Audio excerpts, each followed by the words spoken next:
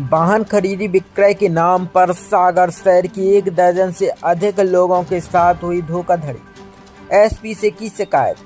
बुधवार दोपहर सागर शहर के लगभग 1 दर्जन से अधिक लोग इकट्ठा होकर एसपी ऑफिस पहुंचे और एसपी को आवेदन सौंपकर राजेंद्र देवलिया नाम के व्यक्ति पर कार्रवाई की मांग की। ज्ञापन देने वाले लोगों का कहना है, राजेंद्र देवलिया नाम का व्यक्ति वाहन खरीदी विक्रय का काम करता है। उसने कई लोगों के साथ धोखाधड़ी की है। अभी ऐसे लगभग 12 से 13 लोग सामने आए हैं जिनके साथ धोखाधड़ी हुई। लोगों का कहना है कि राजेंद्र देवलिया नाम के व्यक्ति ने आरटीओ और बैंक से मिलकर उनके साथ धोखाधड़ी की है। यह व्यक्ति पुराने वाहनों की खरीदी और विक्रय करने का काम करता है। हम लोगों के लिए जब इसने वाहन बेचे तो वाहन के कागजात भी दिए और एनओसी भी दिए कि किसी भी प्रकार का वाहन पर फाइनेंस नहीं है, लेकिन जब हम लोगों ने बाद में कागजात चेक किए तो पता चला कि वाहन पर फाइनेंस है। वहीं पुलिस ने मामला संज्ञान में लेकर जांच में लिया है। क्या नाम है आपका? हमारा नाम श्याम सुंदर मड़ोतिया। आपके साथ क्या घटना हुई? हमारे साथ ये घटना हुई है कि हमारी एक हमें जब ऑफर में कह के 3,70,000 लेके और चले गए, गाड़ी ले गए। कौन? इको गाड़ी, राजेंद्र देवलिया। कौन है ये आपके? ये तो सारे लगता है वो आपका। हाँ, लग गा तग्गा में भोसड़ी के। हाँ, और ट्रैक्टर पे 3,80,000 फाइनेंस 2 महीना की केकें 2 सालें हो गई। हमने 3 किस्तें भरी और अब तक भर नहीं और हमें जाके हम उल्टे पे दो दे। हमारे घर फाइनेंस कंपनी है हम एयू बैंक।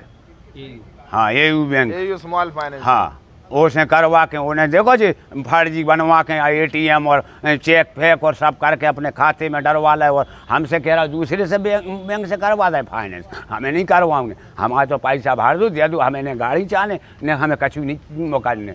आप फरार हो गए। आप मोबाइल बंद कर लो। 8 लाख से ऊपर को है, 8 लाख, 1,20,000 तो हम कर जाइए, वो ब्याज ही बन गो और 380 भी और 370 आप जोड़ लो। आप कितने भर रहे तो हमारे 8 लाख से ऊपर हो रहा है, 1 पैसा नहीं भर रहा है अभी। और बांदी थाने का कछु नहीं, रिपोर्ट ही नहीं लिखी। अब तो नाम है आपका? जी, मेरा नाम भारत सिंह लोधी है। मैं छोटा करीला सागर भाग्योदय के पास रहता हूँ। और घटनाक्रम ये हुआ है कि धर्मेंद्र दुबे और राजेंद्र देवलिया दोनों लोगों ने मुझे क्विड गाड़ी दी थी रेनाल्ड कंपनी की, जिसका नंबर है MP04 CT 6032। तो हमने उससे 2.5 लाख रुपए में गाड़ी ली थी। हमने दूसरे दिन बोला कि गाड़ी ट्रांसफ़र करा दो, तो बोले हाँ ठीक है। फिर हम और वो दोनों लोग RTO पहुँचे। तो वहाँ पे जब दोनों लोग पहुँचे तो हमने बोला उससे एजेंट से, भैया इनसे कागज ले लो। दोनों लोग बोले कि वो कागज़ तो रास्ते में गिर गए। आपके साथ ठगी हुई है? जी। कितने की? 2.5 लाख रुपए की। कौन ने की है? राजेंद्र देवलिया और धर्मेंद्र दुबे। आरटीओ में किससे मिले थे आप? RTO में दोनों लोग से मिले थे। कौन से बैंक से लग रही है आपको ठगी हुई है? जी श्री राम नहीं, मणिपुरम बैंक से फाइनेंस है। और जब हमें आपने शिकायत की है, क्या आश्वासन मिला है यहाँ से? अब हमें मिला तो है, लेकिन अभी एसपी साहब नहीं आए। 4 बजे आएंगे तो उनसे और जानकारी लेंगे क्या है। और मणिपुरम बैंक से वो फाइनेंस है, जिस दिन दी थी उस दिन फाइनेंस नहीं थी। जी, किस संबंध में ज्ञापन देने आए हैं एसपी ऑफिस आप लोग? आज ये कुछ लोग पीड़ित हैं, इनके साथ फ्रॉड हुआ है। ये हमारे सागर नगर के कुछ लोग हैं। राजेंद्र देवलिया करके एक व्यक्ति है जिसने वाहन खरीदी बिक्री का काम करता था और उसी के दौरान उस खरीदी बिक्री में ऐसे 12-13 लोग हैं, 12-13 से ज़्यादा भी लोग हो सकते हैं, परंतु ये 12-13 लोग अभी तक जानकारी में आए हैं जिनके साथ ये फ्रॉड किया गया है। इन लोगों ने जब मेरे से संपर्क किया कि भाई मेरे साथ ऐसी ऐसी घटना घटित हुई है, भैया हमारी मदद करिए, तो सब लोगों को हमने कहा कि आप संगठित होकर इकट्ठे होकर हम लोग एसपी साहब से मिलें, तब आपकी समस्या का निराकरण होगा। क्योंकि फ्रॉड इस तरीके से हुआ है इनके साथ। ये जो राजेंद्र देवलिया करके व्यक्ति था, ये क्या करता था, वाहनों की खरीदी करता था और बिक्री करता था। सेकंड हैंड वाहन खरीदता था, नया वाहन खरीदता था और किसी दूसरे व्यक्ति को बेचता था।